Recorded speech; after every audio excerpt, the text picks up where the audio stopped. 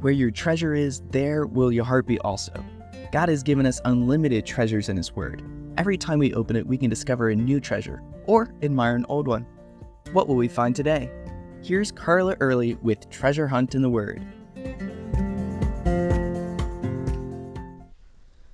Yesterday, we left the disciples in the middle of the Sea of Galilee, watching Jesus walk on water.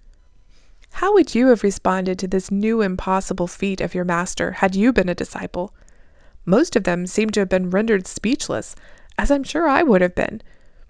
But not our impulsive friend Peter. He went straight from the terror of, "It's a ghost," to the amazement of, "Hey, it's Jesus, he's walking on water," to the curiosity of, "Can I do it too?" To me, that would have been so far out of the box that the thought would never have occurred to me. They had seen all Jesus could do: heal, cast out demons, and most recently multiply food to feed about 15,000 people. In fact, the leftovers of that miracle were probably with them in the boat. But that was Jesus, not them. The thing is, when a rabbi in those days had disciples, his students were supposed to learn from him and do the same things he did. Maybe this was what Peter had in mind when he yelled, "Lord, if it's you, command me to come to you on the water." Or maybe he was just being impetuous Peter. Whether it was courage, impetuosity, faith, a desire to be with Jesus, or a mixture of these, Peter was the only one who expressed a desire or a willingness to join Jesus in his impossible. Maybe the others hadn't thought of it yet. Maybe their minds were still trying to comprehend what their eyes saw.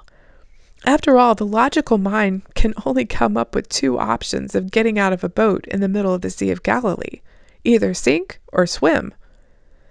I remember a story about the Titanic and how many people refused a spot on the lifeboats, especially at first, because the big ocean liners seemed so much safer than those little rowboats bobbing around in the ocean.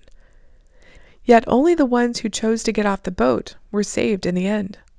So what causes anyone to step out of the boat and walk on water with Jesus, or even want to? To everyone around us, that impossible step out of the boat seems quite foolish. Even other Christians might try to talk us out of it. That certainly happened to my husband and I when we moved to Florida. Though we knew God was calling us to take a step of faith into the unknown, all of our family and Christian friends discouraged us from doing it. But our non-Christian friends all commented, "Wow, that sure is a step of faith." And that, along with the fact that our house sold in less than 2 weeks in the middle of a housing slump, encouraged us toward obedience.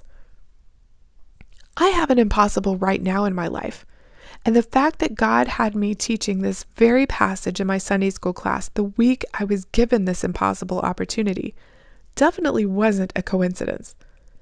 What's your impossible? Where has God called you to step out of the boat and follow Him by walking on water with Him? You can contact us at treasurehuntintheword@gmail.com. We'd love to hear the treasures God has given you through His Word. You can listen to other episodes on our website, which you can find in the description below. Thank you for listening, and remember, where your treasure is, there will your heart be also.